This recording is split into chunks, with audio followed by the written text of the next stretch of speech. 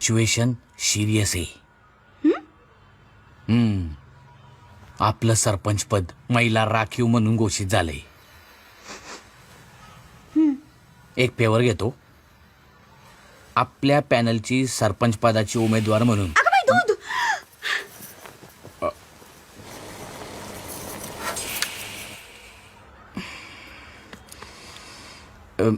दूध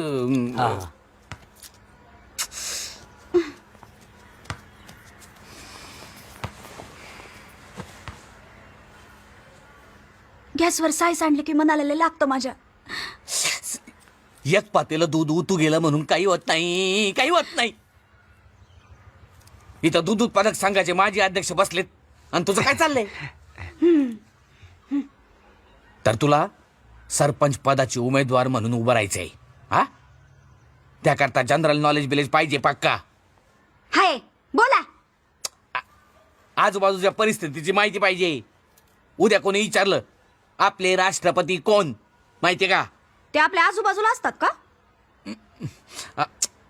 लते politic knowledge. आपले पंतप्रधान कोण? हा सांग. ते दोघं कोणीतरी असतात. हा? मग त्यातला एक कोणतरी. खास आमदार कोण? चल गेला बाजार. आपले सरपंच कोण आहेत? ते काय मुबेच असतात. तेच बदलायचंय म्हणून बसवतोय तुला. काय अक्कल शिकवले का नाही आई बापानं? का निस्ता स्वयंपाक शिकवला? एक तर वाटा नाही तर गोटा. निस्ती गाडाव आहे, पूर्ण गाडाव. काय चाललंय? मला विचारलं का यात पडायचंय नाही पडायचंय?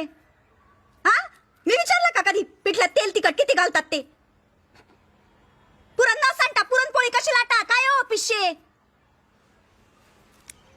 बिर्याणीला दम कसा देतात? काय हो मनेर?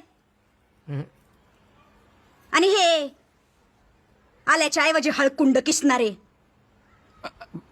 तुमचं काढू का जनरल नॉलेज? कधी बी उठायचं आणि खाजवत सुटायचं.